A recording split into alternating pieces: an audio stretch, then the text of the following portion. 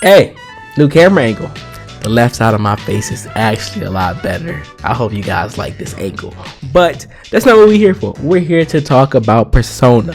Recently, these past few days, I've been watching a lot of Persona retrospectives. Retrospectives are a big thing within the JRPG community because it provides an analysis that is very true from a gamer standpoint when it comes to being a JRPG player. I love all of the retrospectives I've been watching, especially my man K Bash. I will be linking his retrospective in the description. He did a retrospective for every Persona game starting from 1 and going to 5. And they were amazing. I watched the entire 3-hour video composing of the separate videos that he did make for every game, and it just provided an amazing outlook on how consuming those games have been a part of my life. I've never played Persona 1, 2, and 4, but I have been a big fan of the series from playing Persona 3 FES a lot. I've played that game 5 times. I've only beaten it once though. Don't ask. But I've also played Persona 5 and Persona 5 Royal. I'm currently playing Persona 4 Golden because, as we know, Persona 4 Arena is releasing, and I found out that the Arena story is actually canon. So in order for me to consume that story, I need to finish Golden before that releases, and so that is what I'm currently working on now. But I've been watching this retrospective because I've just been in a big urge to consume some Persona content ever since Arena was announced to be re-released. And when watching this retrospective, I learned a lot from the Persona 1 and 2 games because those are games that a lot of people say is kind of hard to consume and get into now because they are drastically different compared to the more recent installments starting from 3. So I've been watching a lot of those retrospectives to see how they differ from the ongoing games now, but where my main focus starts with the retrospectives is starting from 3 onward to 5 and seeing the differences between the games and how the series has progressed with the new formula that they have introduced. And when watching these retrospectives, a thought came across my mind when thinking of Persona 4 Arena. Within Arena, there's Persona 4 characters and there's also Persona 3 characters, but out of the Persona 3 roster, there's a very pinnacle character missing. That's Minato, which is the main protagonist of 3, and that is his name given in the manga. And I realized that he's not there. Now, I do know the canonical reason why he isn't in the game is because he died at the end of 3. That was the biggest thing about Persona 3 and like the heavy impact that the games has on you is that you're living the life through 3 with this new formula that the characters feel so human-like and have like some form of emotion when playing through the game.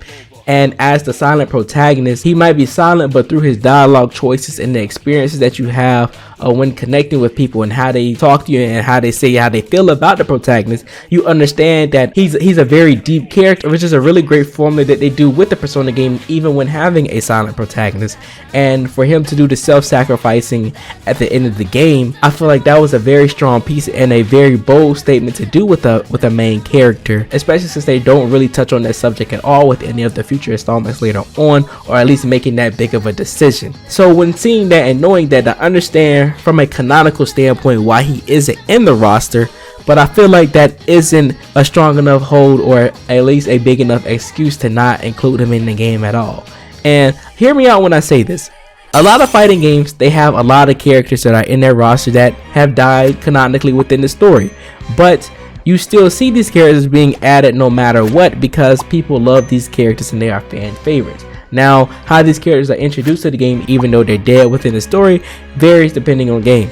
A lot of times these characters are DLC, and what they do is that normally DLC doesn't have anything related to the story. These are just being picked because they're fan favorites and people want these characters. And so they could have easily done the same thing with Minato, adding him into the game, because even though we know that he's dead in the game, you could just easily have a small description saying that this is the version of him before his passing due to the sacrifice he made within the dark hour, or you could go about a way saying that there's an alternate path that allowed him to be introduced within the world of Arena. And they've already done this before within other games post Persona 3, and that is the Persona Q series. Persona Q is all about them linking into alternate dimensions between each other where the characters are able to meet each other, and how these storylines don't mess up anything revolving around Persona Persona 4 and Persona 3. What they do to combat this is that by the end of Persona Q, all of these memories and all the things that occur in Persona Q are completely erased. Nobody within the events of Persona Q remember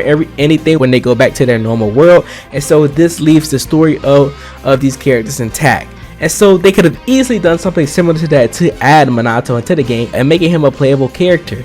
I'm very impressed and really made this video because Minato is my favorite protagonist within the Persona series. Even though I only played Persona 3 and 5, I've learned and looked up a lot of information on the main protagonists of Persona 1 and 2. Currently I'm playing Golden, and I've already basically know the story of Golden and how the protagonist of Golden is, and I still just believe that Minato is the best written character out of the Persona protagonists, and I feel that he deserves the limelight of being a part of any Persona game, especially the side games, and especially in the Persona Arena series. I feel like that we are going to get future installments for this, but I just really want him in 4 just because there's Persona 3 characters already in this game, and wouldn't it be cool for them to just do a one-off DLC of adding a new character, and it's Minato and him using Orpheus, I believe that's the name of Persona, and don't put me in the comment section if I said his name wrong, but it'll just be very cool to add him into the game, and I just really want him in. They could also pull a P3P and they could add the female counterpart of him as well. I love Persona 3.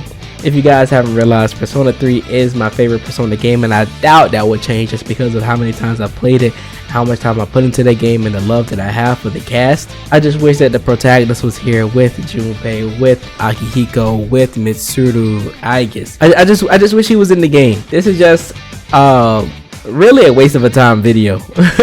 I just wanted to express and talk about it just because I love Persona 3 so much, and it just sucks that he isn't in the game. But I wonder how many other people wish he was in the game as well. I know a lot of people don't want anyone to really touch the story of Persona 3 because of how big of the ending is, and that's understandable, but him being added to Persona 4 Arena really wouldn't change that at all, especially based on the things that I've said in this video. Anyways, I just wanted to make this video just because he's my favorite protagonist, and I feel like that he deserves a spot in Persona 4 Arena. I appreciate y'all for taking y'all time to watch this video. Remember to leave a like and subscribe to the channel. Go to me posting a lot more just because we're on the road for 2022, man. I'm here to provide you guys content, and I thank you guys for all your support. I'll see y'all in the next one. Peace.